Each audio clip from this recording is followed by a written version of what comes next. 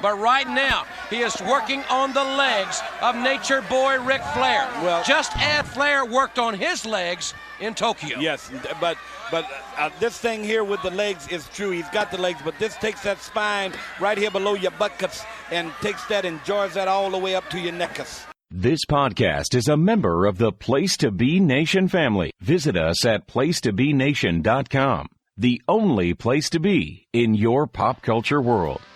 We're going to find out tonight who is the world's heavyweight wrestling champion right here at SuperBrawl. Let's get on with it, Daddy. SuperBrawl Saturday? I don't know. What does he call this, Jimbo? I think it's a big butt drop. I think it's a butt bump myself. There's their double team maneuver. In mid-air. Oh, what power! There has been an escape from Alcatraz. Roddy Piper is loose. Me in the face of Phil doing some heavy clubbering right here at SuperBrawl. Got it! It's a SuperBrawl party! Grab your plunder and open the pay window. It's time for Survey Says. And you t-shirts are too tight too, Billy!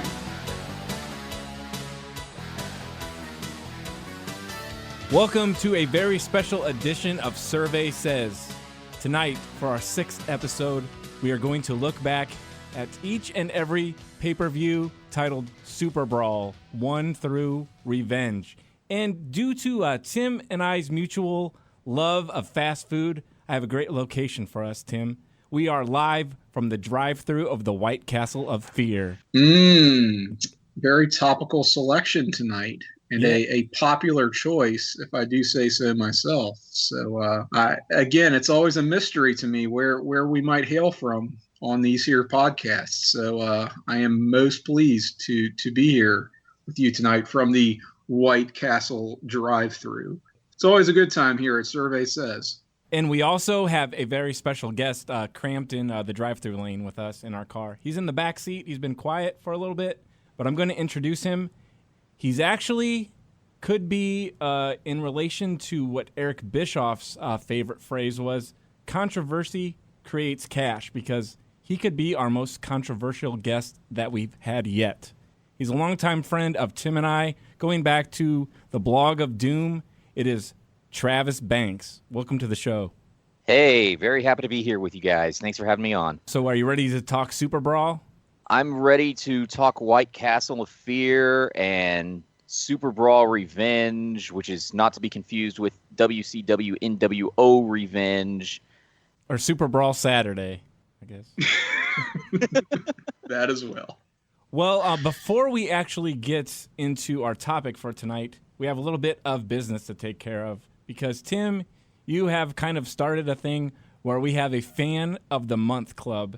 Joining the ranks of Coco Weaver and James Morgan, we have our third member, and I do not know his name. I hope you do, but he is in charge of a very cool Twitter account, and he's actually listened to a couple episodes of the show. He's shared our posts, and he seems like he's got a very cool Twitter account, because he is in charge of WCW Worldwide.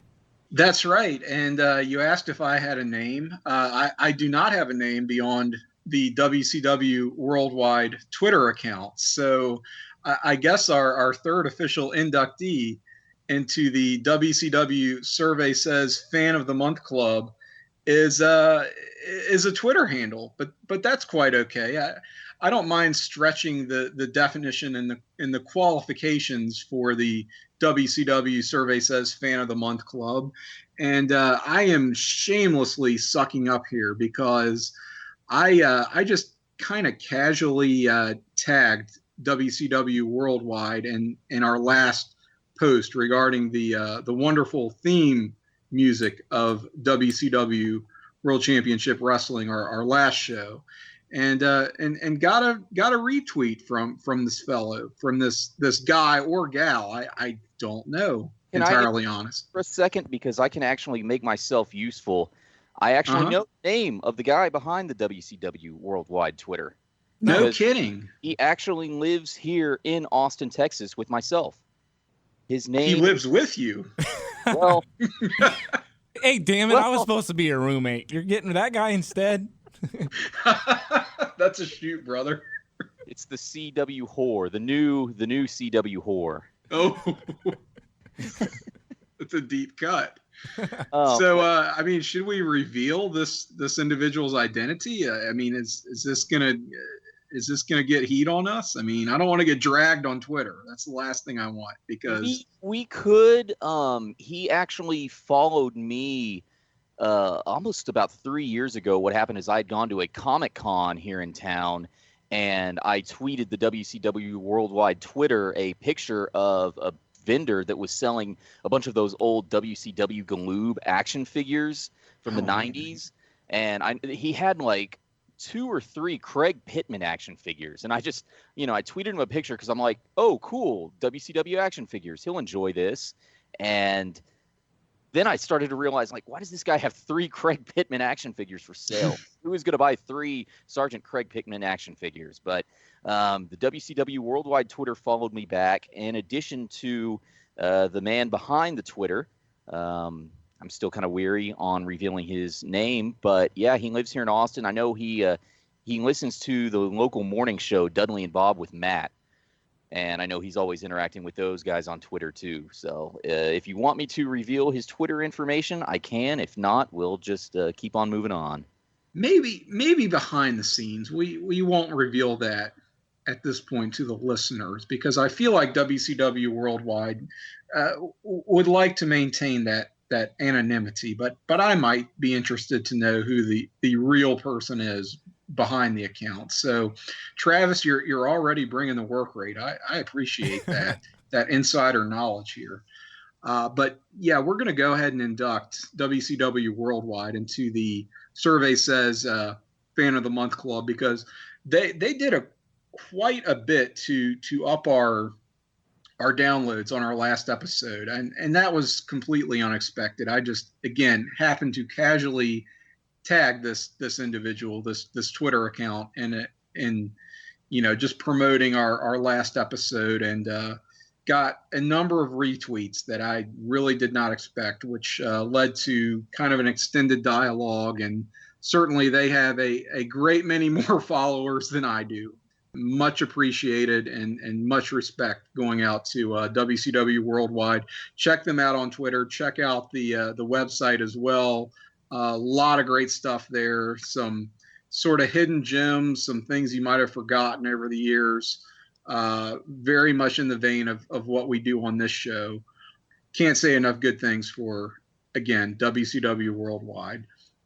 With that bit of business out of the way, we should talk about Travis, should we not? Yeah. It's my favorite subject. Well, on the show, each time we have a guest, we like to do what we did in our first episode, where we kind of reveal what actually brought us to WCW, and then what we liked, maybe what we disliked, if we saw any live shows. So, Travis, when did you become a fan of WCW?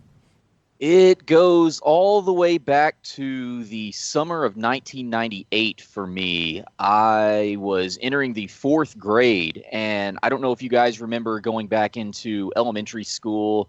You'd be away from the summer, and you'd come back for the new school year, and everyone would have kind of like new interests or new hobbies and stuff like that. And, of course, 1998 was the big wrestling boom, the Monday Night Wars. And so everyone came back just talking about, professional wrestling just in general. And there were more WCW, or more kids talking about WCW at the beginning of the school year. And so I kind of tried to hold out for as long as I could. I was being that guy. Just, they'd be talking about wrestling, and wrestling, that stuff is fake, right? Not knowing, of course, how it was fake like I do now, but I was one of those guys, and then, of course, I actually turned it on one night. Oh, let me see what all this is about, and, of course, just fell in love. And I actually started out watching WCW a lot more than the WWF. I vaguely recall being very hyped up for Halloween Havoc 1998. That was actually the very first wrestling pay-per-view I saw, period. I did not see it live. I saw it a couple of months later when it was on VHS. I had some friends in my neighborhood, and they would rent a bunch of the wrestling tapes. And so I think I slept over at their house one night, and they had rented 2 tapes or 3 tapes, I think. I remember watching Halloween Havoc 98 with them, and then the 99 Royal Rumble. And then we watched 2 more WWF pay-per-views with them. I can't remember which ones, but I know WrestleMania 14 was one of them. But anyway, so started watching Nitro after that. I cannot remember exactly when I started watching Nitro, but the first 3 Nitros I remember watching in full. The first one was the one where Bam Bam Bigelow debuted in WCW, and he just tore the roster apart looking for Goldberg. The second one was the one where Ric Flair had the heart attack right before Starrcade. It wasn't a heart attack. Let's set the record straight. He was poisoned. He was poisoned. Yes. And then actually going off the heels of that one was the Nitro the night after Starrcade 98, where Ric Flair won. He stripped to his boxers for some reason. And then he ended up fighting Eric Bischoff that night and won control of the presidency of WCW for 90 days. And then, all that other stuff that it was not 90 days. It was a lot longer. And actually, I know, Andy, you mentioned live shows. That was actually one of the things that made me switch over to the WWF side of things, because I'll get more into this when we talk about SuperBrawl 9, but there was a string of just horrifically god-awful Nitros in the spring of 99 that were just so bad. I just eventually kept flipping over to Raw more and more until eventually, I think by the end of that school year, so around May 99, I was just watching WWF full time. And one of the big reasons I switched over to the WWF from WCW was because the week before WrestleMania 15, WWF came to town. And so that was my very first show. It was a house show the week before WrestleMania 15. And just everyone from the WWF was there. It was like Stone Cold, The Rock, Mankind, Undertaker. Basically anyone who was on the roster in 99 was there. And it was just so awesome. WCW, though, just never toured. They toured Texas a little bit, looking back through their archives. But for whatever reason, they did not come to Austin at all. I think the closest they came was they had a couple of shows in Waco, and I think they had a show in Fort Hood in the early 90s that I've seen on that Graham Cawthon website. And I think they had a couple of Nitros in the Alamo Dome, and that's about it. But, of course, being so young at the time, in some of those shows, not even knowing what wrestling was, of course, I was not able to convince my parents to drive me to the WCW shows about 2 hours away. So now, yeah, in fairness, WCW had a pretty weak house show game. It seems like we had a couple here in Richmond, Virginia, which I had heard about but weren't heavily promoted. And I have looked at the results, like you said, on Graham's website, historyofwrestling.com, and seems like I wasn't missing out on much. And it's funny, I will say that my experience is really not dissimilar from yours, and getting into WCW, where it's like all of a sudden the thing that your friends in school are into, where you talk about the cyclical nature of professional wrestling, where it was kind of popular, it was kind of cool in the late 80s, early 90s, and then really took a dip and nobody cared about wrestling, started coming back around in 97. Seems like that's when the WWF was heating up again, but more so just for people, it seemed like, who had been watching wrestling all along. It didn't really begin making inroads, it seemed like, with more of a casual audience, like you mentioned, Travis, until WCW really got big with the NWO angle. And I've, of course, told the story before about how Starrcade 97 is really what hooked me. So I got in on the game a little bit earlier than you do, but our experiences are pretty parallel.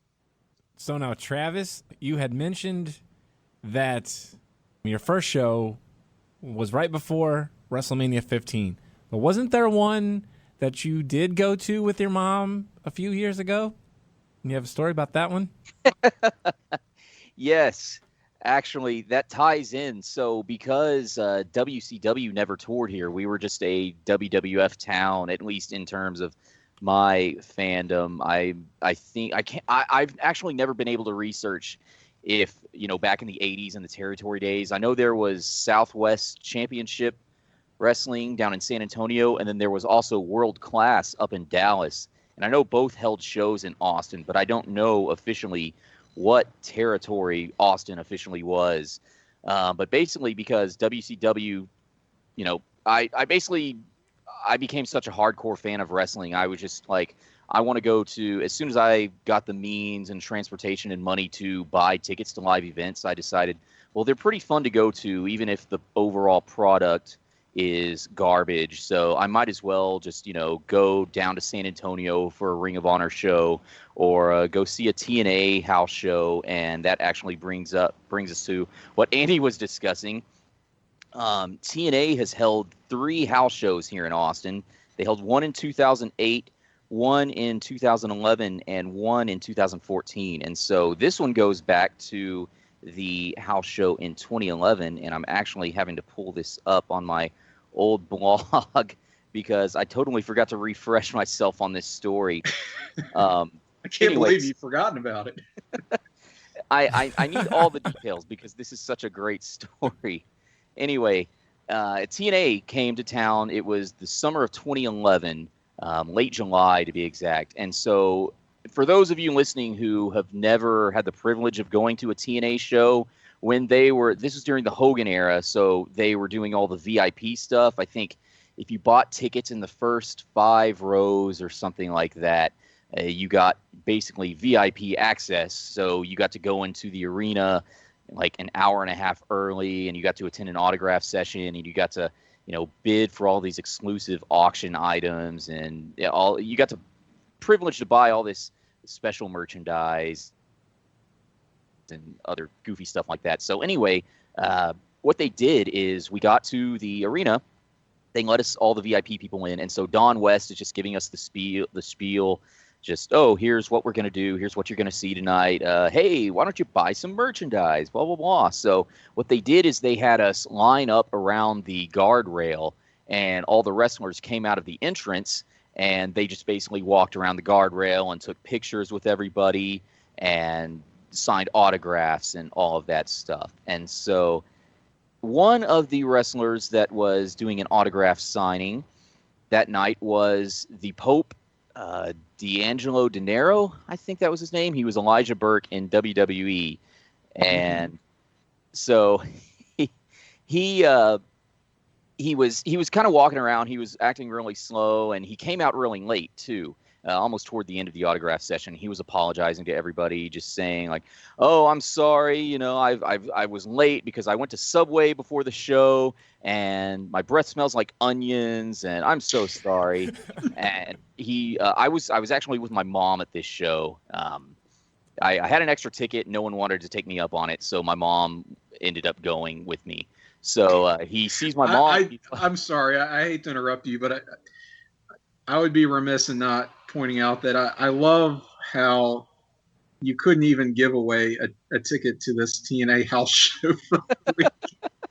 And I'm not like saying that derisively or anything, because this is a WCW podcast, so that would be awfully rich coming from us. But I mean, it's very telling, right? Yeah, I agree. I was at the time, I knew a bunch of fans of the UFC, and so I figured, wrestling UFC, and I tried to even tell them like, Sting and Hulk Hogan are going to be there, and they were just like, yeah, no. So they told you to stick it in your stinger pipe and smoke it. Pretty much, yeah. So what was it? No, my mom had been with me to a Raw the year before. It was actually the Raw where Dolph Ziggler had a promo against John Cena, and Vicky Guerrero was out there, and the crowd was so loud that Vicky Guerrero couldn't even talk. And my mom just loved that segment, specifically because there was a guy behind us screaming at Vicky Guerrero, "You're an old hag!" So my mom was just like, I want to go. I want to see all the freaks that are going to be at this show. So go to this autograph signing. And so the Pope. Moms can always be counted on for that, right? It gets even better. So Elijah Burke is out there, and he's apologizing for running late. He was saying he was at Subway, and the sandwich guy at Subway took forever to make his sub. And he said to my mom, "I'm sorry, my breath smells like onions." And, my mom does the whole type laugh. And I asked if he had – that was the time when they were doing the $5 footlongs. So I asked him if he had a $5 footlong because, it's TNA, whatever. And he said no, it was actually $1 more because he had to add on the double meat and all the double veggies and all that stuff. And he ended up paying like $12 for his footlong or something like that. And so my mom is still kind of chuckling at that line about his breath. And so there are a couple other women in the area. And so he looks at all of them and he's just like, I have to have my sub sandwiches just like I like my women. And that's extra meaty. And so, of course, everyone in the area is just cracking up at this point. He's still signing autographs. And my mom is just busting a gut because she thinks that's the funniest thing she's ever heard. And so the Pope comes back to her. He goes, "This one is still laughing because she knows she's going to go home and think about the Pope all night long." And thus was born the story of Elijah Burke hitting on my mom. Of course. Which it sounds like she didn't have too much of a problem with. We were actually talking about that the other day. I had dinner with my family, and because I'm going to the Royal Rumble next week, and one of my buddies is flying into town, and so my mom was like, maybe I should come along, see if any of the wrestlers want to hit on me, blah, blah, blah. And my dad was just like, that bullshit story never happened. It's like a gag between my family now because my dad doesn't believe it actually happened. And my mom is just kind of like not admitting that she's a ring rat, but I get You said it, not us. I guess if she were backstage, she's not going to listen to this thing anyway. So, of course, right? No, but yeah, I've always loved that story, I have to say it's one of the things that I most associate with you when I think back to some of the glory days of stories back on the old Cruise World Order of rspwfa2.net. But yeah, we weren't going to let you get out alive without telling that story for sure. And Andy even told me, I don't know, it happened so long ago. With the death of the CWO, I just haven't thought about it in a while. And I meant to go refresh myself on the story so I could tell it a lot better. But I think we got the point across. Yeah, those were the good old days. We should get right into it here. We are talking all of the Super Brawls, are we not? We've done this once before. There is a precedent for this. On our very second episode, Andy and I ran through all of the Starcades, and that was quite the audacious, ambitious task that we set out for ourselves. We did not have a guest on that occasion. We do for this one. So while we have fewer overall shows to go through, we do have one extra hand in the booth here. So this could be an interesting, enlightening experience, and I am definitely looking forward to it. Yeah, Tim, I just thought we would start in order with the first one and go in succession like that. But before we get started, so with Travis, I actually kind of talked you into doing this. Maybe I forced you to end up watching all of these. So had you actually watched the first Super Brawl before, prior to this? This was my first time ever watching the first 4 Super Brawls. I watched 5 and 6 a couple of years ago when the WWE Network first came out. I am still doing the chronological watch of the Monday Night Wars. And so once I hit that point in 95 and 96, I watched those 2 shows. And then 97, 98, and 99, I had seen before on videotape, I think. 2000 and 2001, I'd seen maybe about like 10 years ago via illegal means, like YouTube and torrenting. So, ditto for me, pretty much. I had not seen much, if anything, from the first, I would say, 4 Super Brawls prior to this episode. In that maybe I had seen a match here and there, but certainly had never sat down to watch the entire show. 97, 98, and thereabouts, I had seen in somewhat recent years. 95, I watched. I don't remember what motivated me to watch that show, because why would you, as we'll get into, shortly after the network launched. But those first 4 shows were kind of a blank slate for me going into this. What about you, Andy? I had seen, actually, thanks to Kurt Kilberg, our good friend, I acquired... Your contractually obligated shout-out that you've just gotten in. Yes. Well, I acquired copies of 2, 3, and 4, so I had actually seen those before. I had not seen the first one. I think I also got a copy of SuperBrawl 6 from him, but then ones I'd already seen was maybe like the mid-90s ones I'd already watched.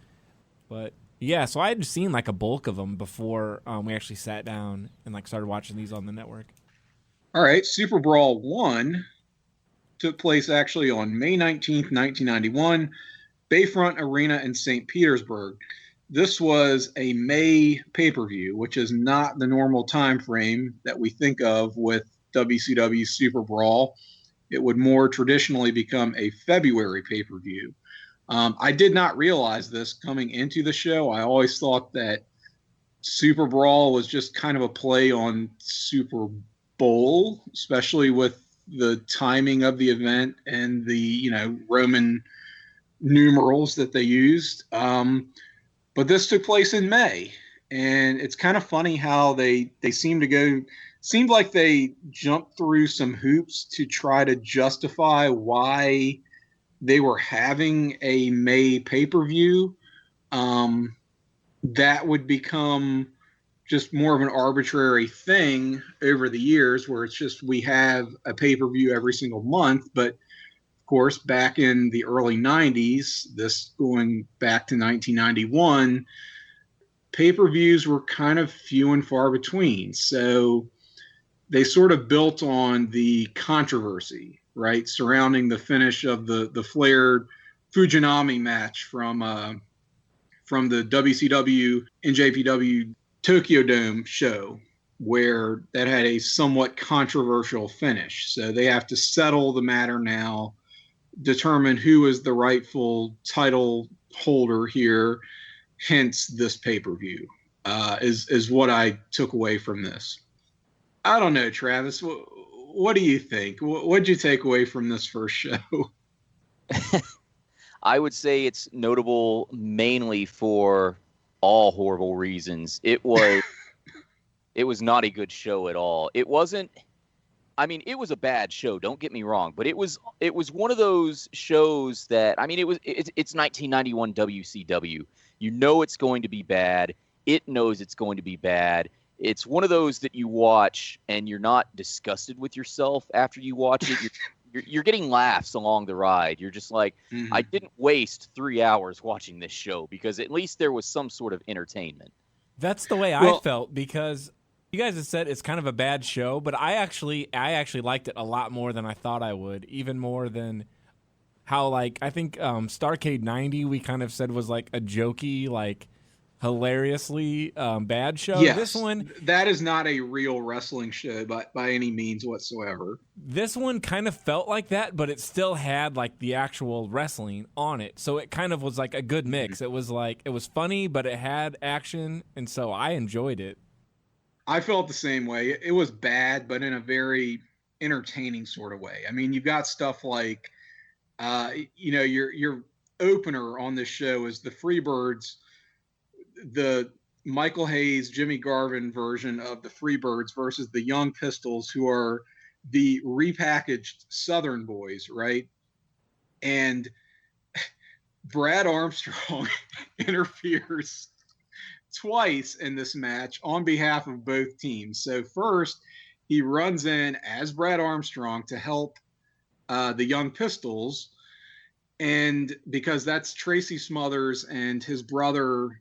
Oh shit! Here we go. Was it Scott or Steve Armstrong in the Young Pistols? Does anyone know or care? I think it was Steve, because isn't Scott's like the one that's like the referee now? I think. Brian, yeah, that's right. So it wasn't him. Yeah, that's all I know. In any case, let's not belabor that point. But one of the Armstrongs, right?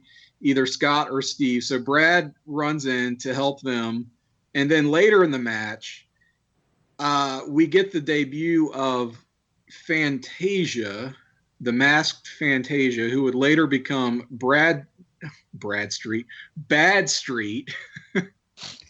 which was Brad Armstrong under a mask and the Freebirds. And of course he gives the Freebirds the assist and helps them win, but this is like never acknowledged and never goes anywhere, which is really funny because they could have actually built something off of this, but they didn't. So that's kind of hilarious to me. I will say that I hated the Freebirds at this. I've kind of always hated the Freebirds, to be entirely honest, which being someone from the South might be a little bit blasphemous, but what can I say? I like what I like, and I don't like this, but they're a little bit more tolerable with DDP here. We get an early Diamond Dallas Page appearance, do we not? Yeah, that's what I actually wanted to say, is because I think DDP, he comes out twice, and during one of the times where he comes out, you hear someone talking, but you don't see who it is. And I think he's like waiting for his cue, and he's like, hey, are we ready? And then all of a sudden he starts talking, and I'm like, holy shit, he's got like the little headset thing on, and then he's like, good God. Right.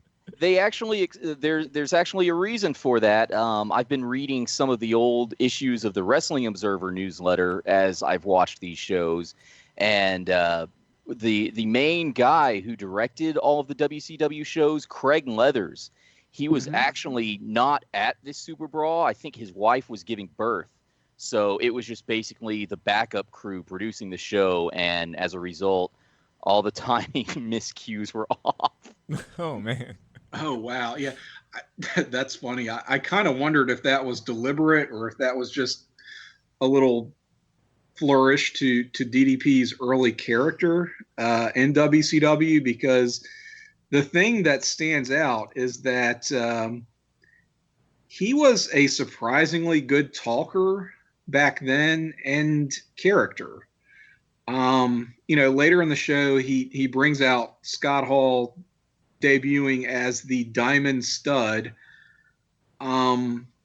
which wasn't a terrific gimmick, but I don't know. I feel like DDP is a little bit underrated and overlooked as a manager during this time period. He sort of kept up his end of the bargain more than you would probably expect of him.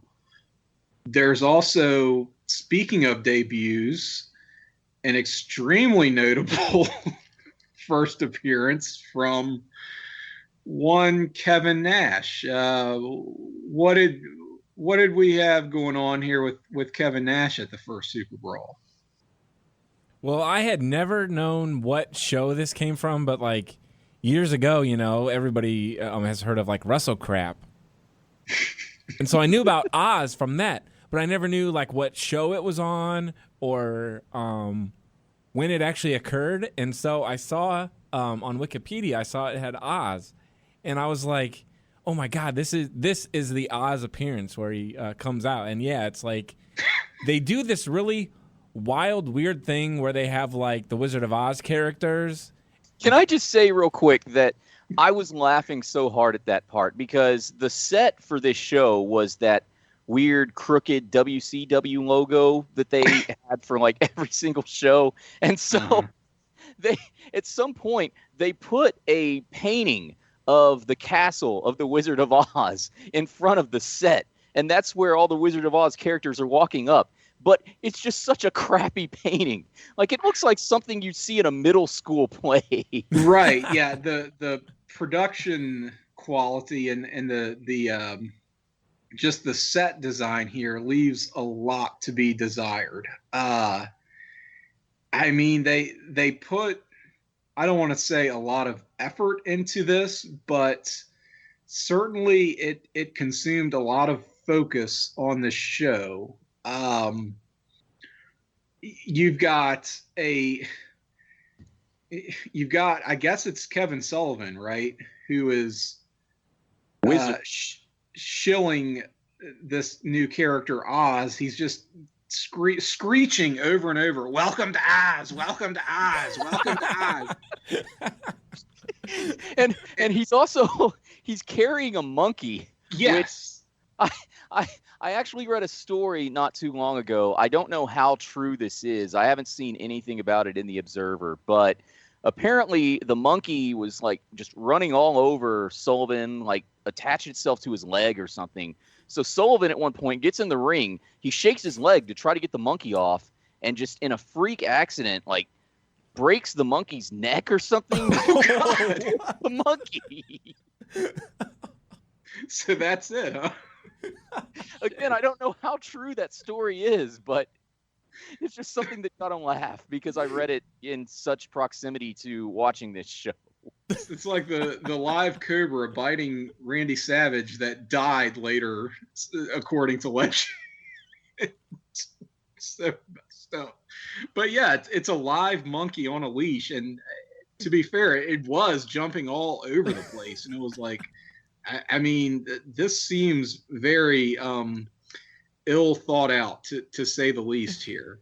Well, to talk about animals on this pay-per-view. Oh yeah. Big Josh came out there with those bears. That was like, yes, that was so bizarre. And Jim Ross is just like, "Here comes Big Josh and a couple of his buddies."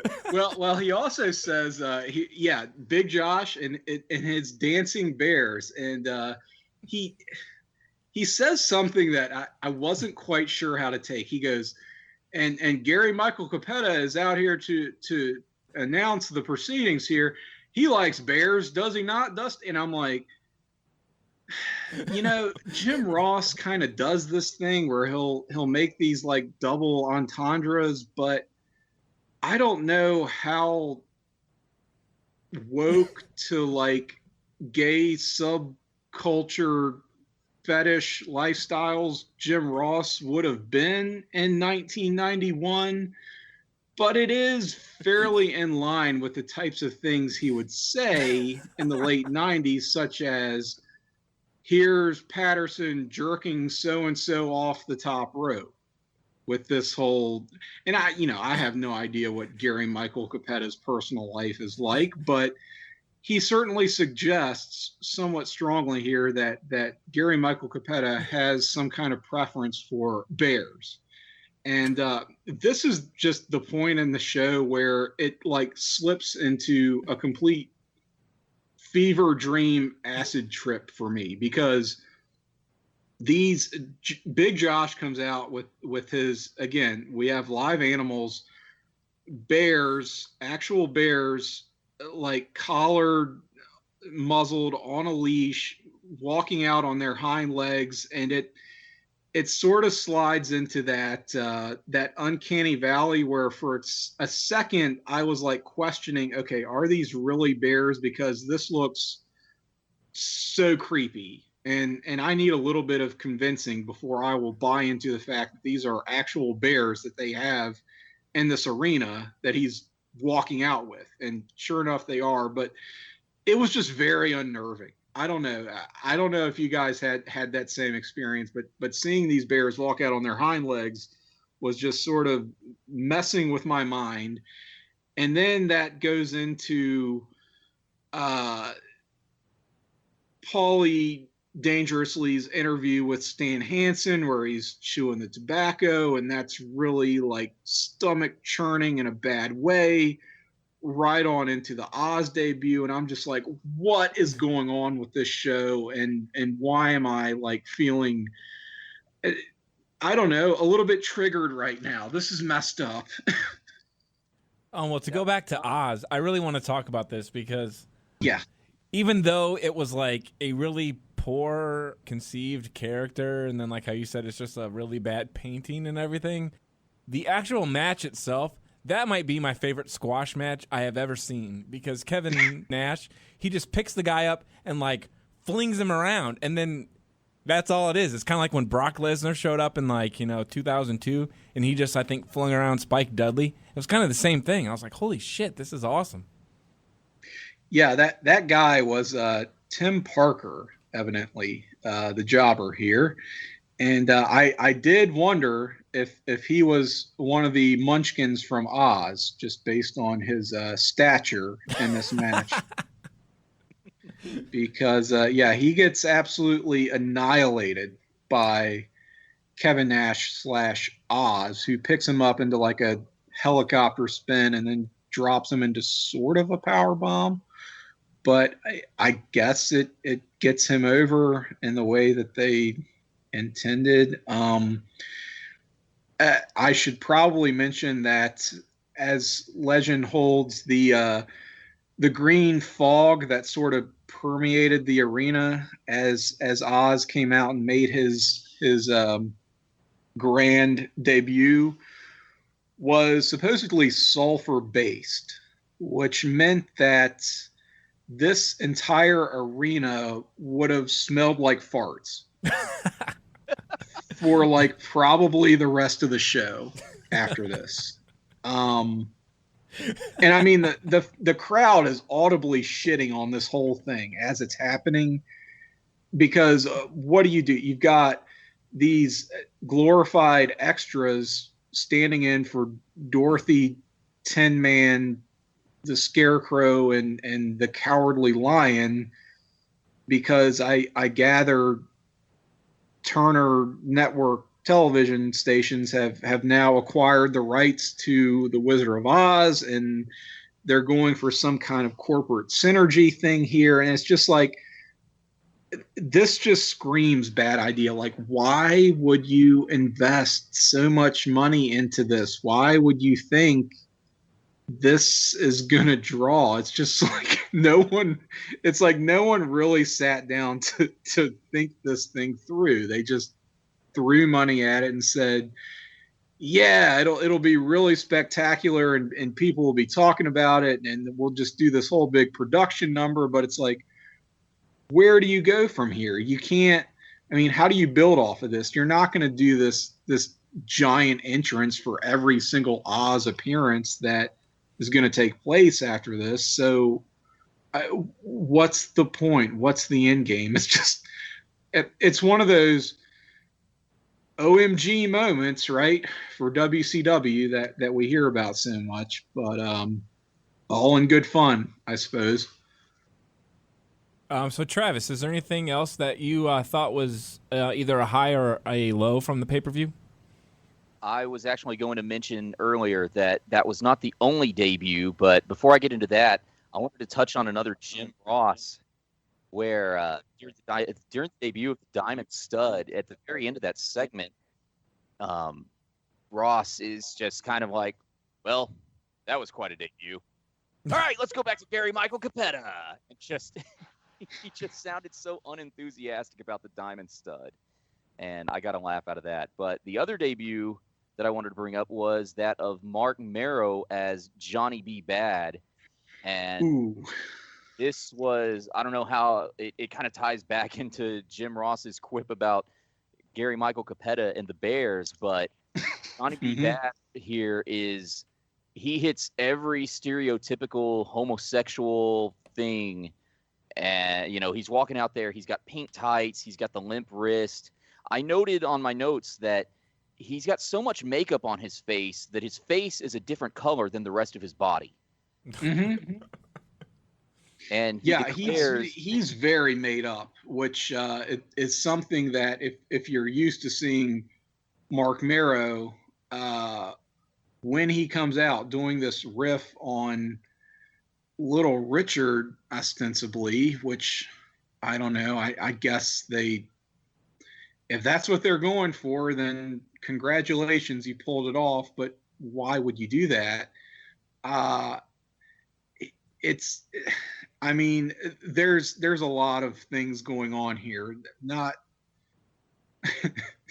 to your point, the overt, somewhat sexualized nature of this character. You wonder how much of that is just professional wrestling being professional wrestling, or are you just trying to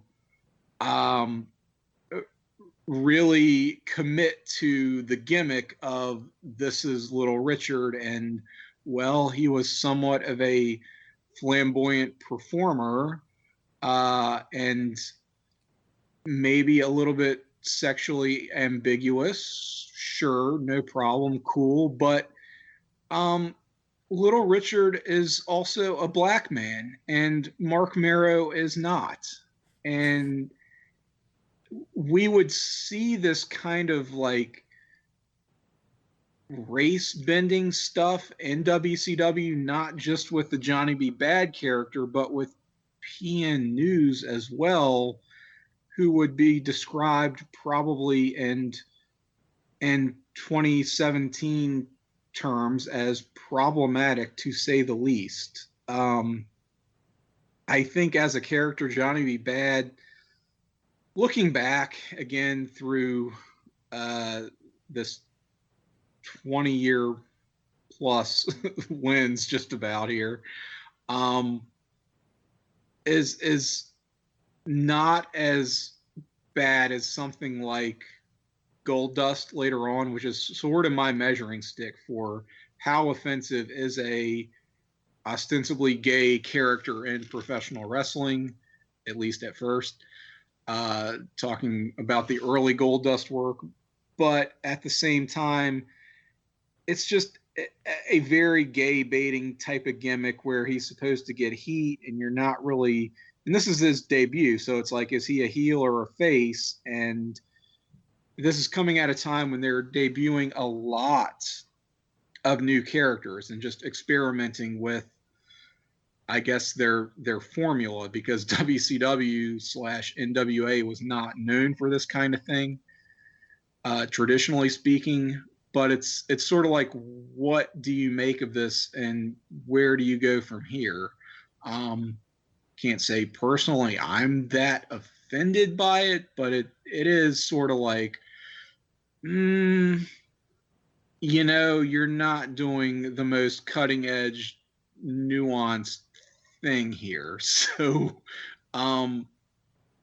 it just, again, goes back to that same question with Oz. Are you really expecting this to get over, and is this going to make you money, or are you just fucking around?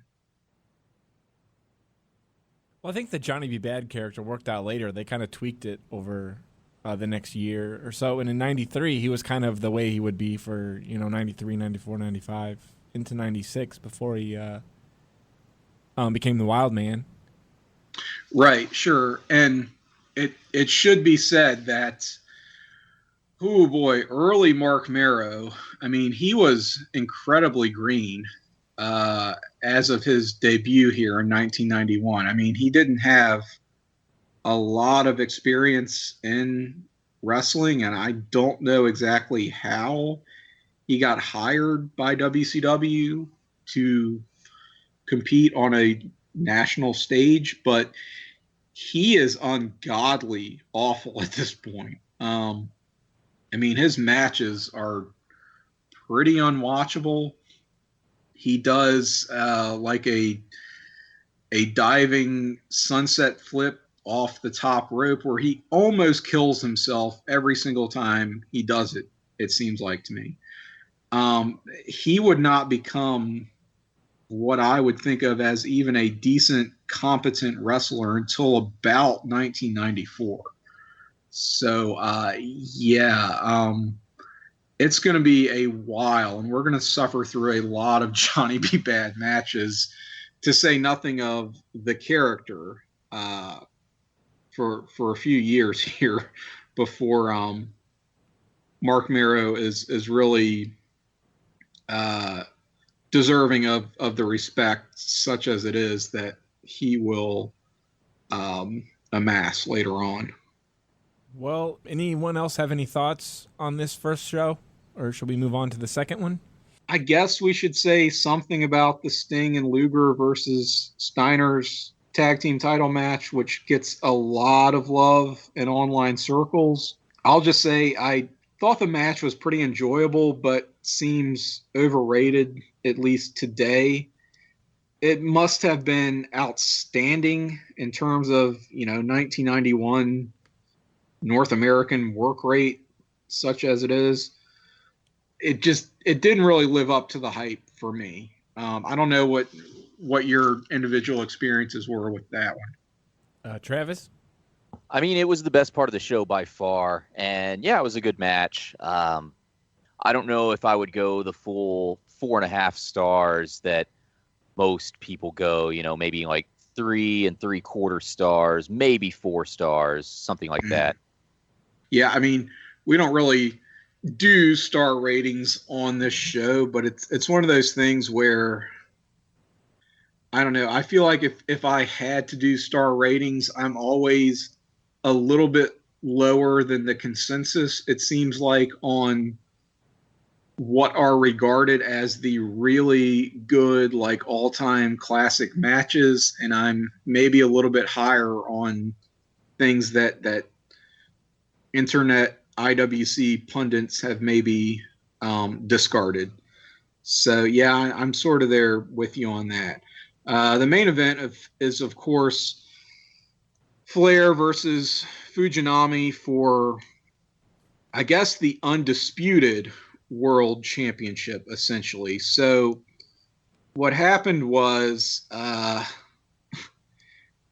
again, the NJPW WCW Super Show back in, I think, February, they had their first match, and Fujinami won, but in the course of the match, Flair was knocked over the top rope, which in WCW rules would normally result in a disqualification.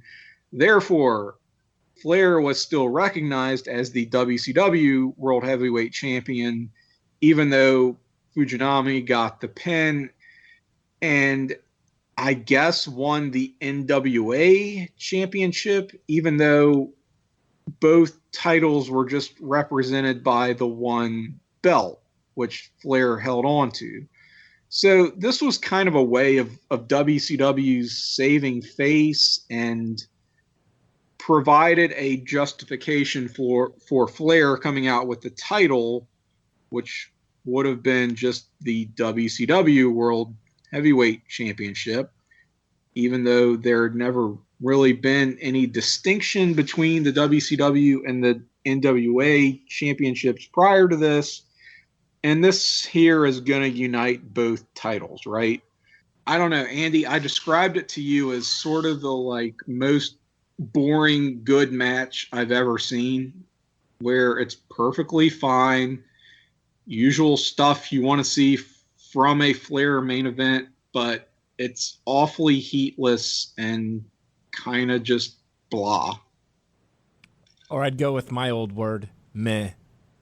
Meh, yeah, another good word for it. I was kind of bored, except for the part where I really love this quote, and I was texting a bunch of people, but Dusty says something to describe some hold as it stretches you from your butt kiss all the way up to your neck. Yes, your butt kiss to your neck kiss. Classic Dusty, which the announce team we should mention for this show was Jim Ross and Dusty Rhodes, which quite a combination, was it not? It was almost like Dusty would say stuff like that, and then Jim Ross would no sell it, and there'd be silence. Yeah, and and that's something else we will observe as we proceed through these shows. I don't know, Travis, you got anything for this match?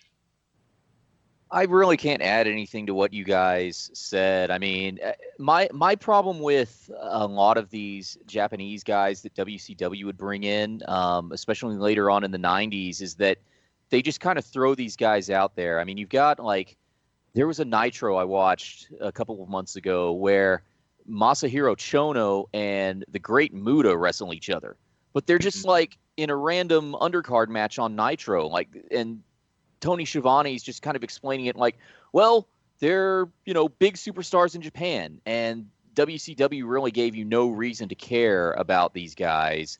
So to me, I mean, I know who Tatsumi Fujinami is now, but just watching it as a regular fan, I was just kind of I know who Ric Flair is, but I don't know why I should care about this other guy. So yeah, yippee. It's what's the big deal? I mean, the only other notable match from this show was the explosion of Doom, right, with Butch Reed versus Ron Simmons in a cage, which it's better than I expected, at least. I kind of didn't like it. I would say it was kind of really dull, because I think it was Butch Reed just was beating the crap out of him, but it was really kind of, I don't know. Here's the thing. A little bit. What I've seen of singles wrestler Butch Reed is quite possibly worse than Dino Bravo as the all-time shittiest, most worthless wrestler on the planet. So that was my baseline going into this match. So it's an awfully low bar to exceed. So I mean, I thought it was fine, but I can definitely see you thinking it's just plotting and dull, because I mean it was, but considering the bar they had to clear, it was just so extraordinarily low for me going into this that I was okay with it, I suppose. We should probably mention Missy Hyatt, who they make a big thing of her going into the locker room to get great interviews and scoops, right? They do a poll, I guess, where do people want to see her go into the locker room again, which the last time she did that, it did not end too well for her, because she had a run-in with Stan Hansen, who he treated her bad, right? That was her excuse, or her line. And the fans voted, and she's going to go back into the locker room. And she very specifically and pointedly wants to interview Tom Zink in the locker room post-shower, preferably. And that does not happen. She has another unfortunate run-in with Stan Hansen, who honestly, this whole thing was more offensive than anything related to Johnny B. Bad or JR's off-color references. Yeah, I was going to say the same thing, because it's kind of really sexist. They just kind of put her out there to really make fun of her. So he spanks her and runs. I mean, it's just, was this a thing in the early 90s of women trying to get interviews in men's locker rooms and being held to this double standard or something, and sexism running? I mean, it just seems like there was some kind of basis for this, or some kind of context to it that I was not getting. Again, in the year that we're living in now, where was this trying to play off as something in actual real sports, or am I just trying to give this more credit than it really deserves? There was, I recall reading a controversy, quote unquote, maybe a year or two before. And yeah, it involved the NFL, and it was around the time where you started to see the female reporters for the first time. And There was, there was a big deal about, should the female reporters just be able to barge into the locker room where, all the football players are showering after they played a game, just so she can get their thoughts for television. And it had something to do with that. I forgot to read up on that before the show, and I'm not going to. No, I mean, that's my kind of vague recollection, if they were trying to connect it to anything topical at the time as well, but it's so badly handled. And I mean, it's Missy Hyatt, so what can you say, really?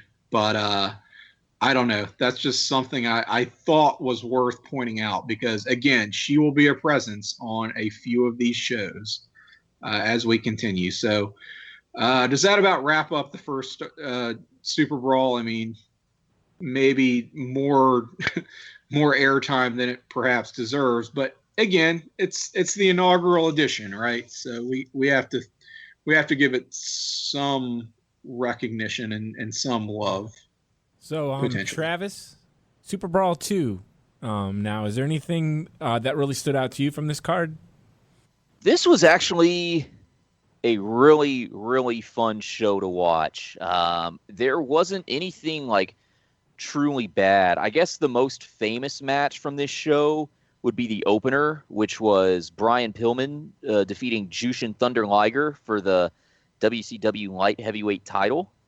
And that was a match that I felt like I was watching something from this year, in terms of just, they were hitting all the moves. They were doing a lot of high flying aerial maneuvers, but they weren't, doing all of the 650 flips. It was just kind of like, I'm gonna just dive off the top rope outside of the ring and hit you, throw you into the barricade, suicide dive type of stuff. Very psychologically driven. It wasn't just a lot of high spots for the sake of high spots. I will say I'm a little bit lower on that match than most people, but I would agree that you can definitely hold that up to anything that you would see today. It certainly still is a pretty respectable match, and considering the time period, 1992, I could see people jumping all over this as like a match of the year type contender, especially again for North American wrestling. This is the Kip Allen Fry era of WCW. Pretty short-lived, few months was he in charge, but I guess he instituted that bonus system where the participants who sort of had the match of the night would receive a commission on top of whatever they would normally earn for their appearance on a live event. So you have guys actively trying to outdo one another. And right out of the gate here, you have Pillman and Liger pretty much winning that bonus, quite handily. Overall, this show, I mean, it's definitely one of the better early WCW pay-per-views. But as is often the case with me, and looking back on these things, I'm a little bit lower than most people. Some other things that stand out, you had a really good brawl with Cactus Jack versus Ron Simmons, which again is just sort of a mid-card throwaway match, but Cactus takes some sick bumps, as he was wont to do, including like a spine buster on the ramp. Simmons wins, catching him with like a power slam Jack coming off the top rope. Just both guys look really good. I have to add on to that because with Super Brawl II, the copy that I had on DVD was the home video version. So it clipped it down to like 5 matches, I think just the title matches. And so it was a really easy watch to watch it on like DVD. I didn't actually spend any time to rewatch those, but I watched the earlier matches on the show that were actually on the pay-per-view that I hadn't seen before. So yeah, the Cactus Jack, Ron Simmons one, I really like that one. But talking about really weird like racial comments from the previous show, during this match, like Jesse Ventura, he points out Junkyard Dog, and he's like, what? He's wearing a white tux. He looks like a waiter up there. or something. Oh, It's just my God. Yeah, you're right. really random. And it kind of was like, it was funny, but then I'm like, should I be laughing at that? Because it sounds really It's racist. a little fucked up, right? Yeah. And we should mention, this is Jesse's first show. Yeah. And he calls it with Jim Ross. They aren't the best pairing, I will say, because Jesse is being Jesse, his sort of typical leaning towards favoring the heel's self, but kind of telling it like it is. But JR really doesn't want to play ball here. I mean, JR is strictly like a play-by-play guy, and you can tell that Jesse is kind of poking him and trying to prod him, and JR is just not having it. So you'll have these sequences where Jesse is trying to set something up, just kind of a repartee between them, potentially, would do with Gorilla, but Jim Ross would completely no-sell it, calling back to that first show, like you mentioned. And you'd kind of get this awkward silence between them, and it was like they just weren't clicking. And in a way, it kind of works. It's kind of funny just having JR play that straight man, but at the same time, you do want something a little bit more out of your commentary on a professional wrestling show. So I don't know if either of you picked up on that, but I just thought, wow, this is like a clash of personalities here. I did actually note it was during the Dustin Rhodes and Barry Windham versus Steve Austin and Larry Zbyszko match that I think it was towards the beginning of the match. Jesse Medusa's accompanying one of the teams, and Jesse Ventura says, and I quote, "Medusa looks like she's been in the gym. Her chest looks really good tonight." And Jim Right. Ross just, disgusted JR, just, "Yeah, a whole lot of bench pressing, I'm sure." Right. He just tries to turn it into something it isn't. Good example of that for sure. That match, it's a match with three guys I really like, plus Larry Zbyszko. And here again, it's something else it's held in pretty high esteem, where I kind of just don't see it. Austin was about a year away from becoming like pretty good in the ring. Like, he's kind of green at this point in 1992. So even though this is really the peak of the Dangerous Alliance angle, I didn't get a lot out of this match. I felt like it was below the level of what everyone in it was really capable of. And again, I think I'm a minority in that opinion, because a lot of people just awfully love this match, but I'm like, what's the big deal here? It's fine, but it didn't blow me away.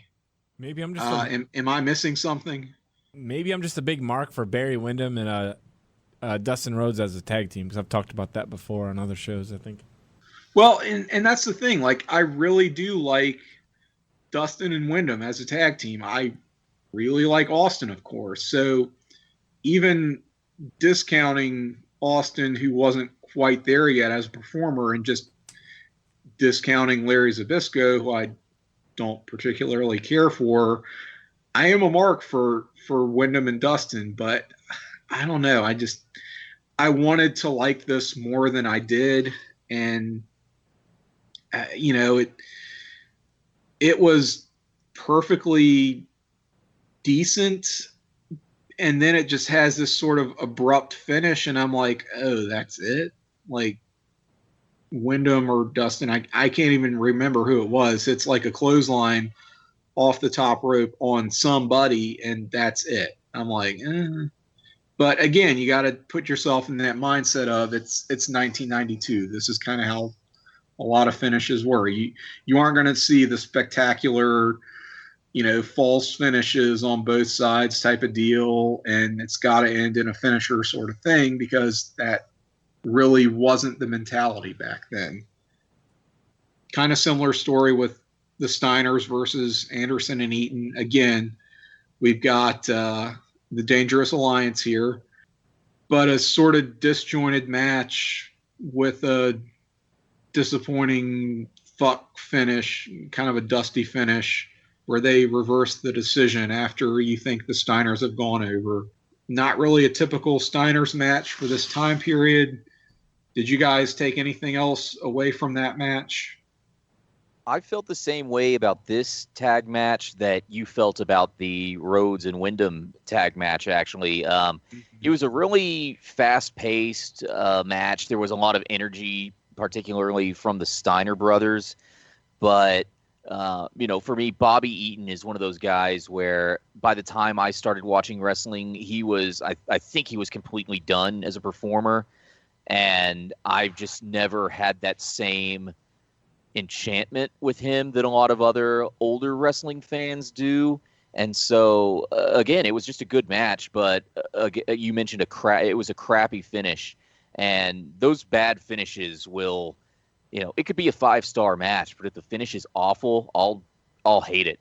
I'll drop it down to, however many stars I think it deserves. But yeah, I mean, you can be really into a match and you're like, okay, if it ends right now, I would consider this a great match. But if that finish just so detracts from what you've seen up to that point, it's just like you're done with it. Back around to Bobby Eaton. Yeah. You know how I said on the first show that one thing I liked about WCW is that they were kind of a place for Bobby Eaton? It was like WCW was actually like a place where they could push Bobby Eaton, whereas like WWF, I don't know, he didn't have the look. Well, a few weeks ago, I went to an independent wrestling show about an hour north of here. I went with my buddy and his girlfriend and his daughter and this other guy that I didn't know. He rode along because he had an extra ticket, and his name was Brian. Well, on the way back after the show, everybody in the backseat of my car was kind of tired, so I was trying to talk to this Brian and ask him about his fandom with the wrestling, and he was saying that a few years ago he went to some indie shows in Tim's favorite Illinois town of Pekin, Illinois, and and Bobby Eaton, he actually was kind of the dumbest named town in America. he actually was kind of like the main event, kind of like a star that they would kind of bring in as like an attraction maybe. And he said Bobby Eaton was signing autographs, and he was like totally almost passed out drunk and was signing people's names wrong. And at one point, this guy Brian was going to go to the bathroom. He walks in there. Bobby Eaton's on the toilet crapping and didn't shut the door. He didn't shut the stall door. So I'm like, oh my God! Everything I thought about Bobby Eaton being cool, I'm like, maybe that's why he didn't get a job in WWF. No, this is super unfortunate because Bobby Eaton has a reputation as being one of the very nicest guys in the entire professional wrestling industry. And in recent years, I don't know, I guess he's fallen on hard times. There was a thing about a year or two ago about him going missing, and then he was found at an airport or something. So my takeaway was that maybe he is suffering from maybe a form of dementia. I mean, I don't really want to speculate, but it seems like there's something going on with him. So the notion that he is still competing in wrestling matches or making wrestling appearances is a little bit troublesome. So yeah, that's kind of messed up. But what a story. God. Oh. And it's funny that he's teaming with Arn Anderson here because they had a singles match for the TV title at the first SuperBrawl, which Eaton won. And it was like, hey, way to go, Bobby Eaton. He's a great singles wrestler now and won a title. And that ended quite abruptly. And now he's a heel teaming with Anderson, even though he was pretty over as a face. So, okay. But, I mean, I kind of liked him in the Dangerous Alliance. And I know that, Andy, you're sort of a low-key Bobby Eaton fan as well. So, all right, good on him. Anything else to add, guys, for this second SuperBrawl? Yes. Rude versus Steamboat. Decent match, but pretty boring. I guess this is worth it for the whole ninja bodyguard thing that Steamboat had going on, where we would see this ninja who was hanging out outside of Steamboat's locker room. And at one point in the show, here again, Missy Hyatt, trying to get those scoops backstage, tries to interview the ninja, tries to interview Steamboat. The ninja's not having it. Then Medusa comes up and starts jawing with the ninja. He like chases her off, and that's the last you see of him until this match. Then the ninja inexplicably turns on Ricky Steamboat, hits him with the giant brick mobile phone, which leads to the great Jim Ross call. He's waddling like an old woman. It had to be Paulie dangerously, which we saw in a slow motion replay. Pretty great. And Missy Hyatt backstage does get her big scoop where she tries to interview Rick Rude post-match after his victory, sees this ninja unmask, and lo and behold, it is Paulie dangerously. So I was a little bit confused here as to whether was Paulie the ninja all along, or did they pull like a switcheroo type deal where the ninja was a legit bodyguard for Steamboat, and then after Medusa ran him off, they like replaced it? I didn't know what was going on here. I don't know if that's WCW dropping the ball or just me overthinking it. Seems like one of those Looney Tunes kind of cartoony plots where, yeah, they ran off around the corner and probably got hit with a frying pan, and then like Paulie dangerously took his outfit. Yeah, exactly. And again, the Rude Steamboat match, it's been described as kind of a 70s throwback sort of match in the way that it's worked. It's okay, but doesn't do a lot for me. Travis, you got anything for this? It's really quick. During the Marcus Bagwell and Terry Taylor match, they had a guest ring announcer named Barry Abrams, and they made a big deal about how he was from... Oh my God, yes, thank you. So I actually Googled him, and it turns out that Barry Abrams of Syracuse University went on to become a major bigwig producer at ESPN, and he also runs his own voiceover company. So he's gone on to bigger and greater things, all because of WCW.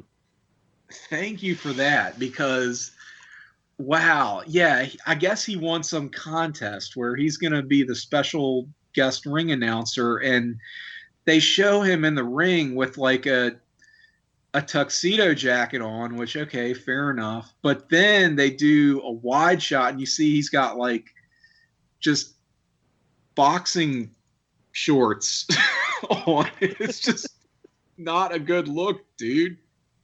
And he gets booed hard by this crowd. I mean, they really shit on him.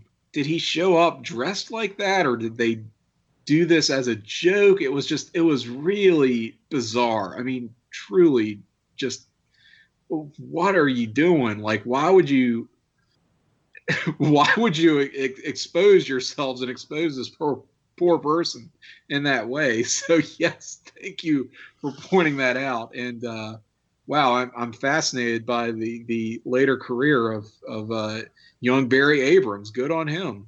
Awesome. Main event here is Sting versus Luger. It absolutely blows. I maintain that Sting and Luger never had a even decent one-on-one match against each other. Luger is yoked out of his fucking mind here. This is his last match in WCW before he goes on to the World Bodybuilding Federation, right? So he's just juiced to the gills. He blows up pretty much immediately and is pouring sweat in this match like he had no conditioning, no cardio whatsoever. He looks like me after 3 minutes of doing light housework. Just, it's ridiculous. I don't have anything else to add for this pay-per-view except one like little thing. If anybody listening has ever watched the home video version, which is the one that I saw first, I don't know. I guess WCW must have been really awful at editing these because like I said, they have the 5 kind of notable matches, like the title matches, and then they do, like, right after the first match, they cut to Terry Taylor, and he's backstage with Missy Hyatt, and he's like, yeah, I'm going to show Marcus Alexander Bagwell, I'm going to teach him a lesson. And then they cut right to the next tag match. So it was like a really weird edit. That is very strange. It sort of seems like there is no rhyme or reason to the way that Turner Home Video edited their releases, which, I mean, some of these pay-per-views seemed like they were lucky to even get a commercial release. So, I don't know what to tell you there, but yeah, you weren't missing much by having that he was the tailor-made man at this point, right? Doing a Ted DiBiase ripoff. This is post York Foundation, Terry Taylor, with a rookie Marcus Alexander Bagwell, prior to our favorite WCW tag team of Hung and Bung, with Marcus Alexander Bagwell teaming with Two Cold Scorpio. You always have to throw in the Hung and Bung reference. Contractually obligated. Got to get that reference in as well. Moving right along to SuperBrawl III, right? February 21st, 1993, from Asheville, North Carolina. We have Eric Bischoff and Missy Hyatt opening the show, and they are joined by Johnny B. Bad, who I'm wondering, was he hurt or something? Why wasn't he in a match on the show? I have no idea, but it seems like these first 3 Super Brawls could sort of be described as the wacky misadventures of Missy Hyatt, because again, we have her in these backstage antics on these shows. The big deal here is Ric Flair's return. So SuperBrawl 1 was where he had quite enough of Jim Herd's shit, and shortly thereafter departed for the WWF. And this is where he is making his return to WCW. He won't be wrestling again for a little bit, but he makes his on-screen return, at least at this show. The limo pulling up, Missy Hyatt trying to score the interview, and there was surprisingly little pomp and circumstance, it seems like, surrounding Flair's return. The limo just sort of pulls up. He gets out. There's a bunch of girls like you would typically associate with Ric Flair, and that's kind of that. They don't try to build intrigue into this. It's just a limo pulls up and there's Flair. So that was, I don't know, my takeaway, that it just seemed like they would try to make this more suspenseful than it really was, unless it was just super obvious that Flair was going to be here and they just wanted to dispense with all that bullshit. What'd you guys think here with Flair's return? I was kind of in a bad mood when I watched this show to begin with, and I know I really disappointed Andy because I told him I was watching it, and he was like, "Oh yeah, White Castle of Fear," and I had seen the entire mini movie. It's on YouTube, and they split it up into just short, like 20-second segments throughout this pay-per-view, and it just comes off really bad. It's nowhere near as entertaining as the full movie, but I just thought pretty much everything on this show was just meh. Like, I'm kind of used to when they do a limousine angle on a wrestling show these days, the limousine pulls up at the beginning of the show, and then they put a camera in front of the limousine for the entire show, and they keep going back and forth from the arena to the limousine, and nothing happens. Yes. In the limousine. This time, and like you said, it's kind of anticlimactic where the limousine pulls up. Here comes Ric Flair. They actually have Ric Flair speak. That'd be something that, I don't know, WWE would hold off until the end of the show, or maybe the next night on Raw or something like that. But he does his trademark woo, and then he runs off just he's engulfed by security guards, and it's just like, and then he comes out to ringside later. I think it was the Barry Windham Great Muta match, and it's like, well, he's just Here, he's sitting there and he's not doing anything. Yeah, it's weird, right? I mean, you expect more from this than it really is, but I don't know. The show as a whole, like a lot of 1993 WCW pay-per-views, it looks reasonably decent on paper, but kind of doesn't deliver in practice. I will say a real standout here is Chris Benoit versus Too Cold Scorpio, which I thought was crazy good. I'm just going to say, I mean, I have a hard time with, just watching Benoit matches nowadays, but as a just professional wrestling match, I was pretty blown away by that. Did you say Chris Benoit?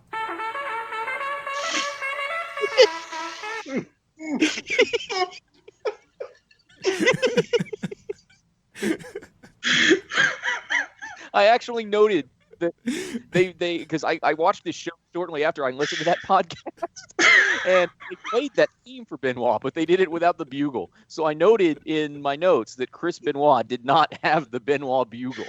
No, you will never hear the Benoit bugle in WCW, which that was such a revelation for me on our last show. Which wow, Andy, you. How did that go again? What was the intro to his theme? Now, didn't you describe that when you heard that later as like salute your shorts? It sounded like that. Yes, it reminded me of the opening to Salute Your Shorts on Nickelodeon with the intercom, the announcements from Dr. Khan, right? Would always be preceded by something like that, or at least the theme song to that show. But no, that is what I think of every time you play that. Something else to note, didn't you right after we recorded the show, or no, after it was actually posted online, I think, so it was in a way we could go back and say where we found it from, but you actually told me that you found a song on YouTube where it was a band that was from the 1980s. Right. Well, you had mentioned that Chris Benoit's entrance music was a song called Replica, and I'm like, what? So I look up this song, and it is an actual song from a band called Blood Brothers. They did a video from this song. I think it was from 1988, 1989, thereabouts. You can find it on YouTube. It is quite something. Apparently, Wade Barrett is their lead singer. I don't know what else to say beyond you really need to check this out. It's another Chris Jericho Mammoth situation where the entrance music is a song from a legit recording artist that just sort of turned into a production theme. But wow, what a thing. What a find. I really love this match. That's all that is to say. I really love this match. Travis, you said that you were kind of maybe in a bad mood with this show, and you didn't like it, but what did you think of the Cactus Jack and Paul Orndorff match? Because watching it again, I really liked that match a lot. Yeah, that was I did too. It was a Falls Count Anywhere match, I believe. I just remember, I think they started fighting out in the set, and it was your typical Cactus Jack match where he's going to do all the bumping, and he did a lot of painful looking bumps on the concrete. I believe he landed on his hip a couple of times, and it just kind of made me cringe because there's all that news going around right now that Mick Foley needs to have the hip replacement surgery. So that was one of those things. But yeah, this was a perfectly fun Falls Count Anywhere brawl. There was one spot in that match where, like, I don't know if you guys noticed this, but they seem to have like two entranceways, and then there's like fans in between. Did you pick that up from this pay-per-view? Like they had like two different like runways? I didn't really pick up on that, but this was one of those matches that I've never thought much of Paul Orndorff's WCW run. And then I watched this match and was very pleasantly surprised, just like you said, Andy, where I was just like not thinking it was going to be anything. And it's like Cactus bumping like a madman and Orndorff just looking like a motherfucker, even though at this point, you know, he's pretty well past his prime, but they kind of just worked in a way that you wouldn't expect. So I'm with you, Andy, and thinking quite highly of that match. I was just going to say the weird entrance runways was because like it looked like Paul Orndorff like flung Cactus Jack into one set of guardrails. He flipped over it, did almost like a windmill thing, and hit the next guardrail. Yeah, that was crazy. It was like nasty, but it looks like something out of a movie where they'd insert like the Wilhelm scream. Because I think Cactus Jack even kind of like made a or something when he's getting like flung like that. It was like so crazy. Yeah, there were some nutso bumps in this. What else we got? There's Wyndham versus Muto, which is basically Chinlock City. Like I said, match sounds okay on paper, but kind of just sucks in practice. That's where Flair comes in, sort of steals Wyndham's thunder a little bit. But, I mean, it was a pretty nothing match, I thought. But really what everybody shows up for when it comes to this show is the White Castle of Fear strap match, right? Hell yeah. Holy shit. It is insanely violent. I mean, even by today's standards, where these guys are bleeding hard way. I mean, I don't think there's any blading going on in this match. They're whipping each other with the strap, and it's not just like broken blood vessels. It's like actual wounds. And I mean, it really made me cringe when Vader just gets whipped over and over and over again, and you see that his chest and his back is actually bleeding from getting whipped with the strap. It's Sting is holding nothing back, and it's like, holy shit. Which this is going back to, I guess, what our third episode where we did that spotlight on Sting, not thinking of him in terms of this like badass hardcore performer, more of just an entertainer, more of a showman. This is where he just lays it all out on the line, and he goes for it. The only thing I can add is Dave Meltzer. He didn't really say much about this show to begin with, because the same issue where he was supposed to review this show, it was the same week that Kerry Von Erich shot himself. And so, obviously, most of the focus of that Observer issue was on that. But he did note that during that White Castle of Fear match, if you recall, Vader got this nasty cut on his left ear, and it almost looked like his ear was ripped off. Apparently, I can't remember if that was from the strap or what, but Vader had a minor artery get cut, and he actually had to go to the ER after this pay-per-view and get, stitches, and he actually did lose a lot of blood. They had to keep him overnight in the hospital, I believe. Wow. Yeah, I'm not surprised, because his ear was definitely bleeding pretty heavily. I assumed it was from the strap, but yeah, I mean, this was brutal. I mean, it really was. And, even in defeat, Sting looks pretty good here. I would say this is far and away the best strap match I've ever seen. And I guess I'll go ahead and say I think my favorite match from any Super Brawl, period. Again, I don't do star ratings really, but this is just an overall just awesome match. Yeah, Andy, it's your favorite Sting Vader match, right? Yeah, and I've already said I think it's possibly even my favorite WCW match of all time. Wow. Okay. Yeah, I don't blame you. And of course, you've got the backdrop of the White Castle of Fear, one of the great WCW mini movies. It is. Play the game. Play the game. I don't know. So how does this work exactly? It's supposed to be Vader's castle fortress in the Rocky Mountains where he lives, I guess, right? And he has sort of he's of course got his manager, Harley Race, aka Baby New Year, aka the kid from Bad Santa all grown up.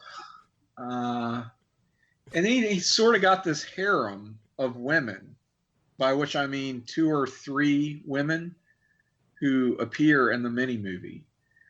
And it's weird because the way this is, the way they lead up to this throughout the show is just various little cutaways where it's Sting making his journey to the White Castle of Fear, and they're just seconds long. It's just these little interstitial things where it's not even minutes at a time that it eats up on the show. It's just seconds where they would cut away and show Sting doing something. He was like, I don't know what I'm getting myself into here. And, well, this looks awfully familiar. And then they just kind of lock it up with the straps and the weird Mastodon helmet sitting on the table. It's just like, what is this? And they don't show the entire White Castle of Fear mini movie on this show, which is unfortunate because it's, I think, one of the more infamous and better WCW mini movies. It's kind of like, I thought it's like Jabba's palace or something from like Return of the Jedi. That's a great comparison. It's really hard for me to explain because you mentioned it's in the Rocky Mountains, and it's like they went there in the dead of winter, so there's just snow everywhere. But then it's almost like they would later reuse the set from the White Castle for the Dungeon of Doom set whenever they did that mini movie at that one Clash where Hulk Hogan goes into the dungeon. And it's not hot, brother. It's not hot. There are no Hulkamaniacs here. I've never been here before. Didn't look familiar to him in the way that it did Sting. So quite the irony there. And weren't all the women just randomly prancing around in bikinis? I don't know. I sort of felt like, yes, they were. It sort of felt like the Silk Stockings theme should have been playing over some of this stuff. Which, admittedly, is a Place to Be Nation Vintage Vault staple. But, Andy, if you could get your hands on that, I think it might be appropriate for some of these segments. Well, if we don't have anything further to add to Super Brawl 3, I think it's about time we take a break on Survey Says and check out all the podcasts available here on the Place to Be Nation. And it's about damn time I get this sack of onion rings from the White Castle. From the White Castle drive-thru. Very good. We'll be back here on Survey Says.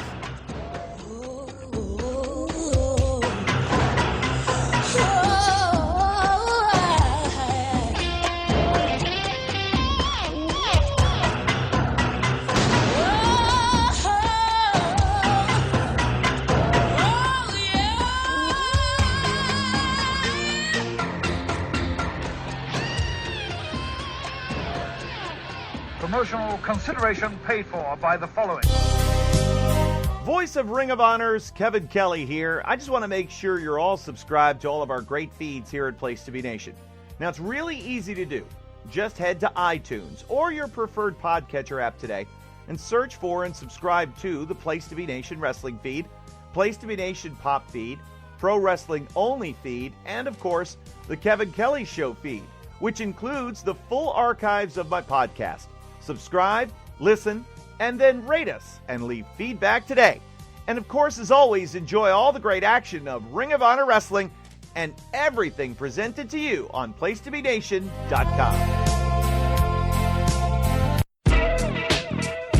Place to Be Nation's JT Rosero here, and I want to let you know that we have a ton of great podcasts available to you on iTunes, Stitcher, Google Play, and PlaceToBeNation.com, and we offer them to you across 2 great feeds. On the Place to Be Nation Wrestling feed, you can check out Scott Criscolo and me on the Mothership, the Place to Be podcast with our famous Vintage Vault pay-per-view reviews. PTBN also covers current-day wrestling with the smash hit Clotheslines and Headlines. our steady veteran main event, and the beloved monthly pay-per-view reaction shows with immediate feedback on all Pro Wrestling Super Shows. Relive wrestling's past with our monthly pay-per-view rewind series led by Ben Morse, the always contentious Dangerous Alliance podcast, and Survey Says, a fun look back at the good, bad, and ugly of WCW. On our very popular PlayStation Nation Pop podcast feed, we offer such great shows as the Glenn Butler Podcast Hour Spectacular, Rank and File, NBA Team, Lucha Undead, Geek and Sassy, and a veritable podcast heaven for comic fans with hard-traveling fanboys, Sellers Points, Todd Weber's Conversation, and Imaginary Stories. Subscribe to both of those feeds on iTunes and rate and leave feedback for us as well. All of these shows, plus others, available at PlayStation.com, where we cover pro wrestling, sports, movies, comics, plus tournaments and more. Be sure to support our site by using PlayStation.com/Amazon when doing your online shopping, and download our free Place to Be Vintage Vault Refresh ebooks via the links on the right-hand side of our site. We also want to thank our friends at Bonehead's Wing Bar in West Warwick, Rhode Island, and Fall River, Massachusetts, TheHistoryOfWrestling.com, and Scott Keats' Blog of Doom. Be sure to follow us on Facebook, Twitter, Instagram, and Tumblr as well. PlayStation.com, the only place to be in your pop culture world.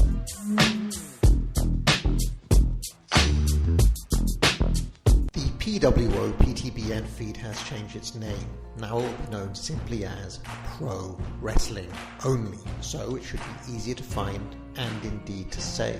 All of your favourite shows are still here, including Where the Big Boys Play, Letters from Kayfabe, Titans of Wrestling, Tag Teams Back Again, This Week in Wrestling, and many, many more, including our full archives of tremendous content. So make sure you subscribe to the Pro Wrestling Only feed today.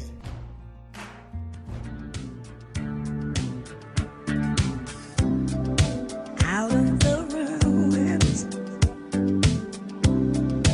out from the wreckage,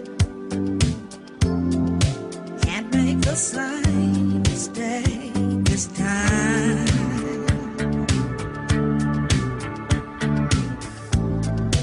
We are the children, last generation. We are the ones they left behind. And I wonder when we are ever gonna change. Living under the fear till nothing else remains. We don't need another hero. We don't need to know the way home. All we want is what we are. Welcome back to Survey Says, as we are surveying the Super Brawls. I think we've all enjoyed our White Castle meals, and now we're going to head into Super Brawl 4, which features not one, but two Thunderdome cage matches. Travis, you said you have not seen this show before, but did you like anything from this show?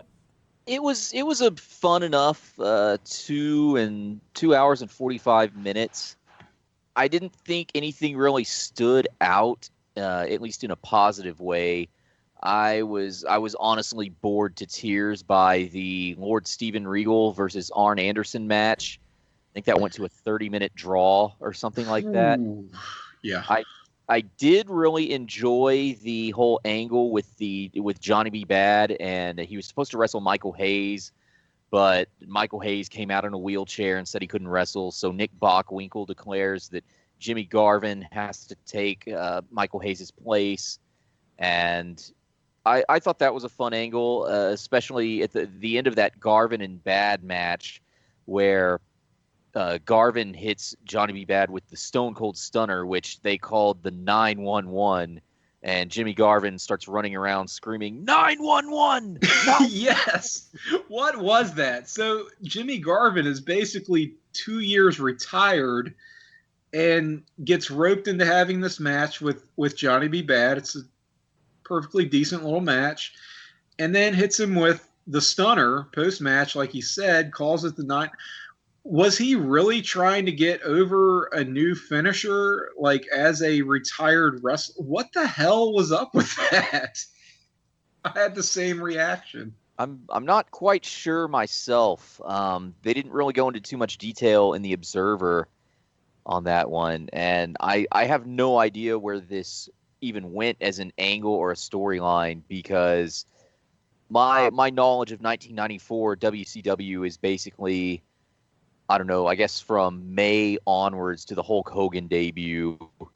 I just know the in-ring action. I know Ric Flair was the head booker, and the in-ring product before Hogan came in was really, really fantastic.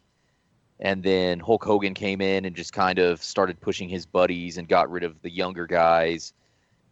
And this show kind of fit in with that description. There were a lot of fun matches. There was that Cactus Jack, Max Payne, Nasty Boys match that I thought it was their famous match, but Andy informed me that was actually the Spring Stampede match. This was a fun precursor to it, though. And the last two events, the double Thunder Cage matches, those were both good, but they were just very rushed, and I think it was a lot of because of that hideously boring Regal and Arn Anderson match. But this was a fun show. I thought this was an okay show. The narrative, like you said, is that during this pre-Hogan 1994 WCW run, the match quality was really good. I would not hold this show up as an example of that, because just, again, watching it for the first time, this felt like a slog to get through. Not because it was actively bad, but just because I wasn't super invested in any of the matches. It just sort of felt overly long. Like you said, that Arn Regal match is insufferably long. It goes 30 minutes for the TV title. And again, in IWC circles, I know there's a lot of people who have a lot of fondness for that match, and I get it. If you're really into Arn and you're really into Regal and you're into that kind of mat work type of match where it's very focused on a body part, wearing a guy down, yeah, that's your shit. But it is really not my bag at all. And I swear to God, this is the longest undercard match on any North American professional wrestling pay-per-view of all time. It goes 30 minutes. It's ridiculous. The whole, I mean, the Freebirds, the Garvin Hayes versus Johnny B. Bad thing, to answer your question, Travis, it goes nowhere. I mean, the Freebirds are done after this. They're gone. I think maybe they do some stuff in OVW later. I don't know. But as far as WCW is concerned, they're out of there after this. So it's really weird. I did kind of like Nick Bockwinkel as the commissioner at this point, surprisingly enough. I haven't had a lot of exposure to him, but you know, during the whole thing where Hayes is bitching about how he can't work and he's injured and he really wants to get his hands on Johnny B. Bad, and if there was only something they could do about it. Bockwinkel is like standing there with his hands behind his back. He's just kind of got this wry smile on his face, and I don't know, it's just sort of funny, and it's crazy to me how much J.J. Dillon will actually channel Bockwinkel when he becomes, what was his title, chairman of the WCW Executive Committee or the Championship Committee or something like that in the late 90s. They're very similar in their demeanor, and I guess I never realized that going into the show and seeing Bockwinkel here, who I kind of dug.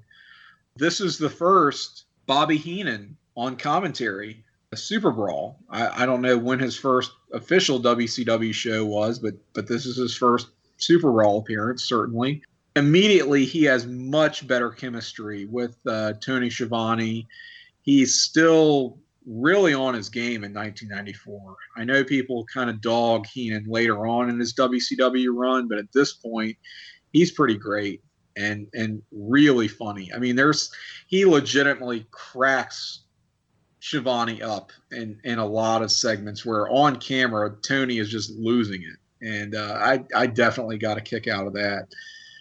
it's funny to me that there were comments alluding to Hulk Hogan and what Hulk Hogan thought and what Hulk Hogan might have been up to during this time period, even though he has not officially signed with the company yet. That was something I certainly did not anticipate in a February 1994 WCW pay-per-view. So that kind of blew my mind a little bit. I would concur with Travis that the two Thunder Cage matches were a little bit underwhelming. You had the 6-man with Rude, Austin, and Orndorff versus Sting, Pillman, and Dustin Rhodes. It sort of feels like it ends right about where it feels like it gets going, and Pillman was the only guy who really showed any kind of thunder in this match. Not to coin a phrase there in the Thunder Cage, but Vader Flair in their rematch is pretty rushed, just sort of going through the motions. Of course, you've got the boss serving as the special referee. Did he look like a dumbass not having the keys to his own fucking handcuffs when he gets cuffed to the what was that about? I mean, he gets handcuffed to the ring ropes and is struggling to get free, and I'm like, they're his own handcuffs. He should have the key, right? They took the keys to the cage away from him, but presumably they would not be the same keys to his handcuffs. So he just looks like an idiot. What the hell? I just kept laughing because the boss is wearing his exact same police outfit that he wore in the WWF when he was the big boss man, except changed the colors. He's wearing, he's not wearing the light blue shirt. He's wearing like a dark navy blue shirt, and I think he's wearing black pants, but he's still got the yellow stripe on the sides. Yeah, that was pretty ridiculous and pretty blatant, and not something that I even was cognizant of. I don't think until I really started watching that early Ray Traylor WCW run where he came in as the boss. I was like, I had the vague sense that he was just doing another Big Boss Man riff, but I didn't think it was that blatant or that similar, but it really was. I don't know how they thought they were going to get away with that. I really don't. I have to say, Flair versus Vader, they showed like a pre-packaged thing, and I'd already seen that Clash of the Champions, which was actually Bobby Heenan's first appearance, the January Clash.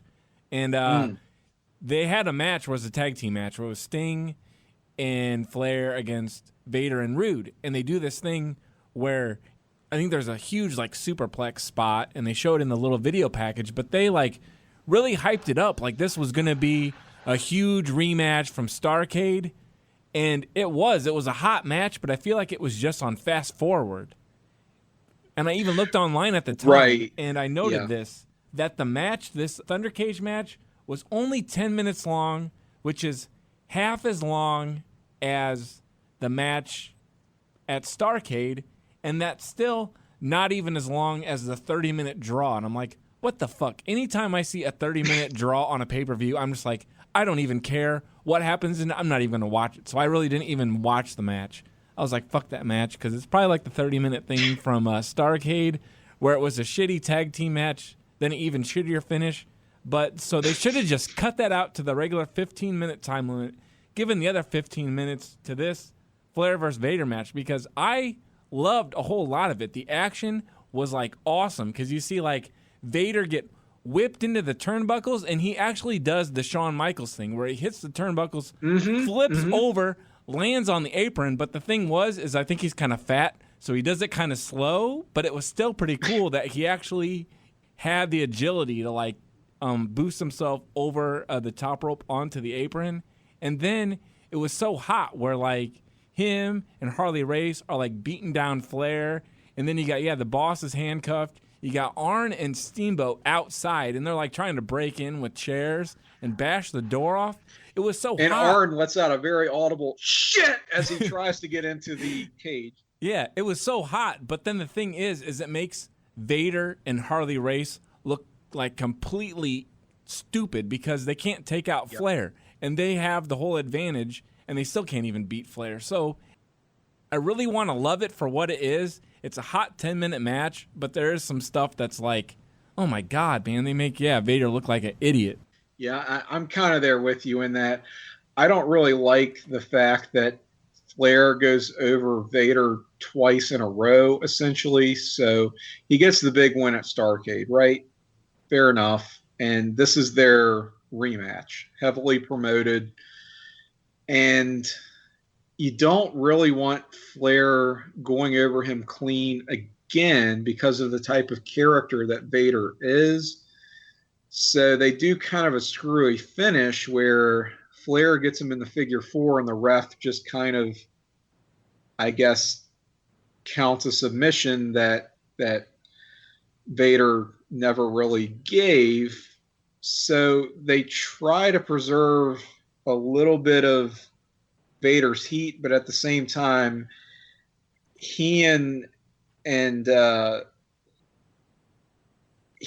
really does come out of this looking like a bit of a chump. And Harley Race managing him was always a little bit dicey for me in that, I don't know, I guess on the one hand, I'm used to it, but on the other hand, it's 94-year-old Harley Race managing this total unstoppable monster type character. So you're like, what the hell? But yeah, they kind of look like dumbasses coming out of this thing. I'm with you there for sure. And I'm not sure that Vader ever really recovered when you look at the rest of his 1994 and, his 95 stuff. Well, I guess we can move along to SuperBrawl 5 now, unless anybody has any final thoughts. I just wanted to point out one thing. This kind of goes back to the last 4 shows, but SuperBrawls 1 through 3 on the credits, they listed there's an entire section dedicated to assistance to Mr. Virgil Runnels. What the fuck? And the first time I saw it, I just thought that's hilarious that Dusty needs to credit his own assistants.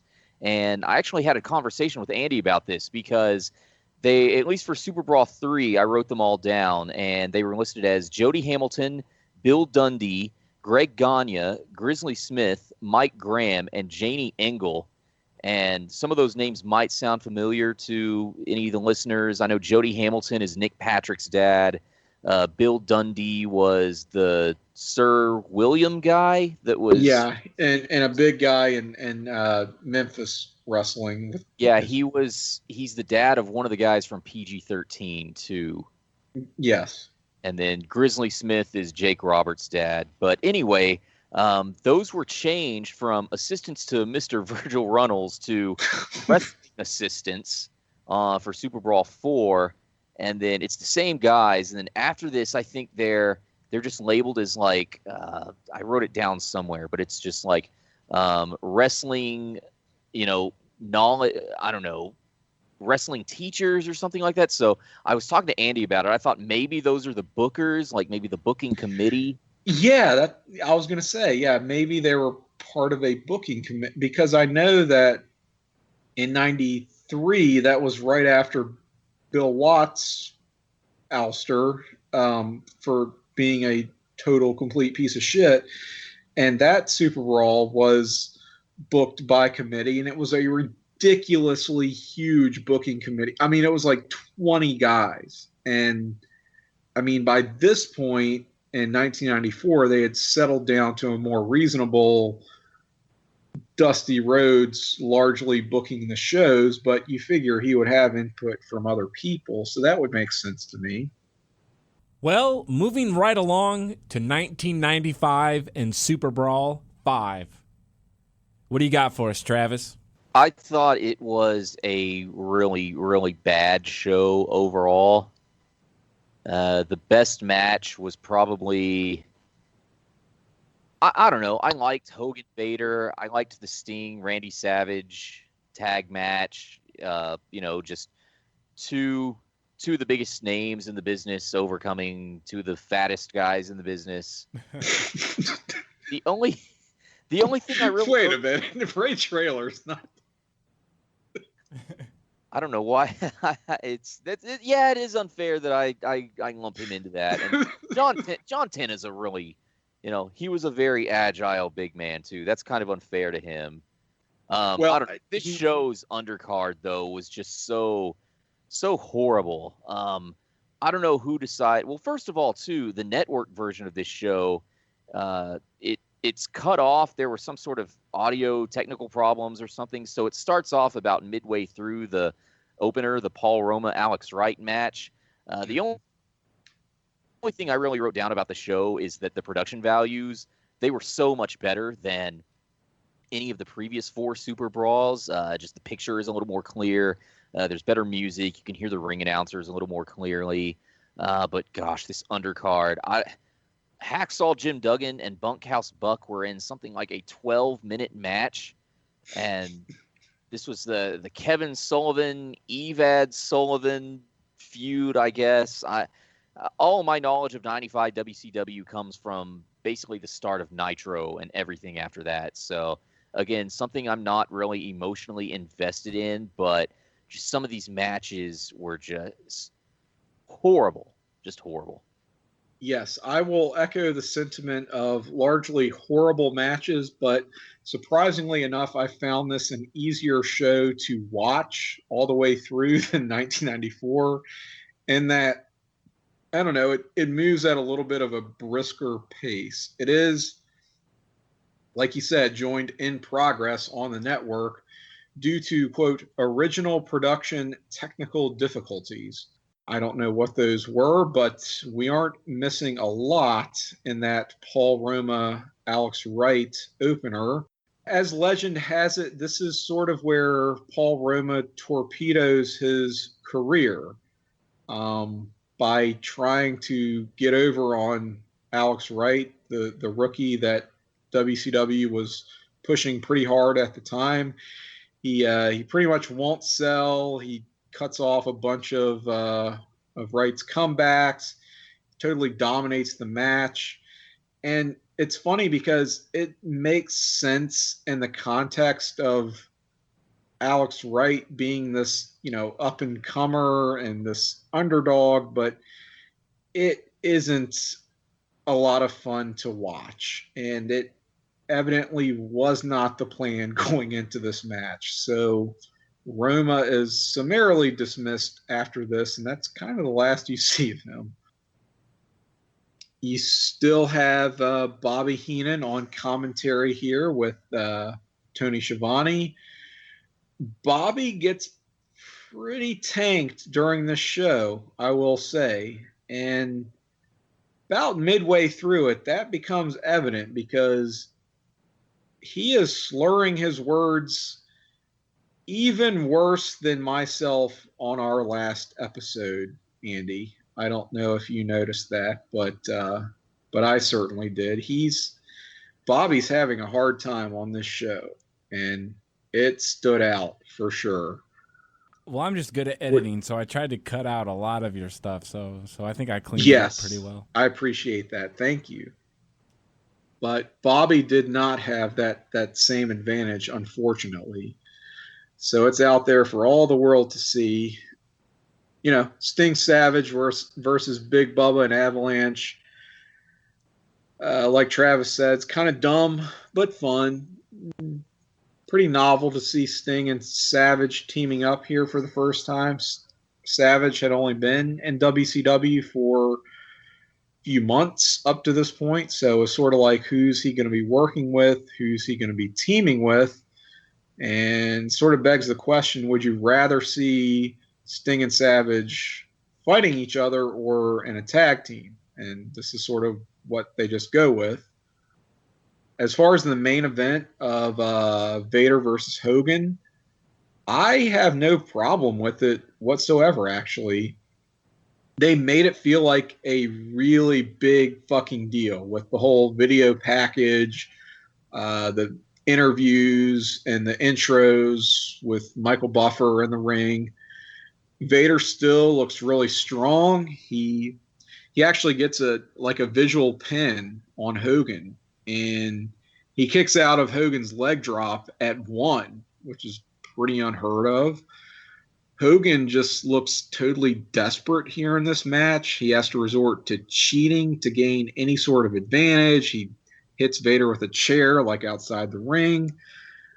I mean, you got your typical Hogan shtick at the end of the match, but overall it wasn't the typical Hogan formula that you had become accustomed to, especially in 1995. And honestly, I'm surprised that Hogan was even willing to work with Vader at all, given Vader's reputation. But I actually really like this main event, to be honest with you. So I'm a little bit higher on the show than I think Travis and most others, but it's not anything that I would say is an all-timer by any stretch at all. But it was an easy enough watch for me. I was hoping you would say, "Hey Andy, any thoughts?" And I'd go, "Not talking," kind of like the Macho Man thing. But anyways, yes. So thanks for not throwing the to me. Gene Okerlund interview, where Macho Man refused to give him anything. Yep. Yeah, so thanks for not throwing to me. But anyways, I'll just sorry, didn't set you up for that. Yeah, we can do an edit if you want. I do have stuff to add to the main event, and you said that you were okay with it. This one actually legitimately pissed me off, but it probably shouldn't, because given that like Hogan's always going over, it was like the build was really awesome. Like they set this up at Starrcade.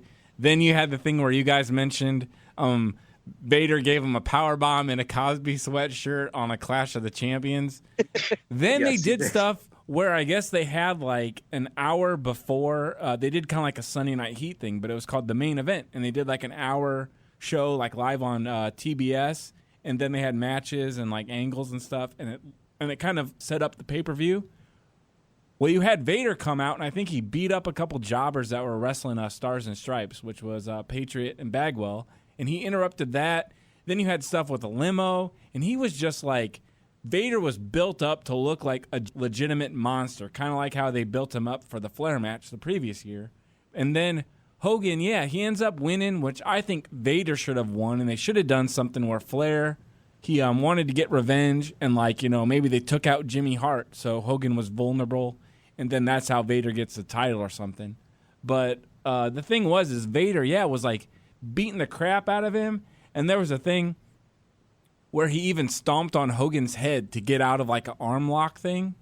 So it's like the match had some cool spots in it, but I don't know. I just think Vader should have went over. Well, I guess my attitude was they protected Vader enough, and Vader is not going to beat Hogan here. He's just, it's not going to happen. He's not going to get a clean win over Hogan and win the title, because that sort of thing just didn't happen in 1995, and it's just not what Hogan would sign up for. And maybe I would agree that it's bullshit, and it would have been the better move, but just realistically speaking of what could have happened and what was going to happen, I think this was the best possible outcome, just because they did at least keep Vader looking strong. Maybe I'm just looking at the next 4 or 5 pay-per-views where it's all Vader Hogan, and it's kind of like they do this match, they do a strap match, they do a tag match, they do a cage match, and it's like you're not going to let Vader at least win once, not even the tag team I know match. it does get a little ridiculous. You're right. Yes, absolutely. But just this first match of theirs in isolation, I'm kind of like, oh, I'm fine with.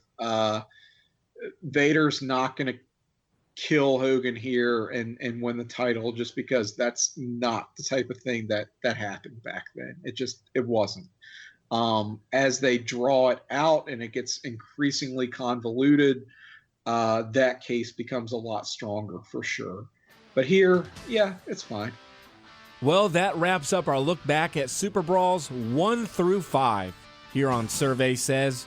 We will be back very shortly for part 2, where we look at Super Brawl 6 through the very last installment, Super Brawl Revenge.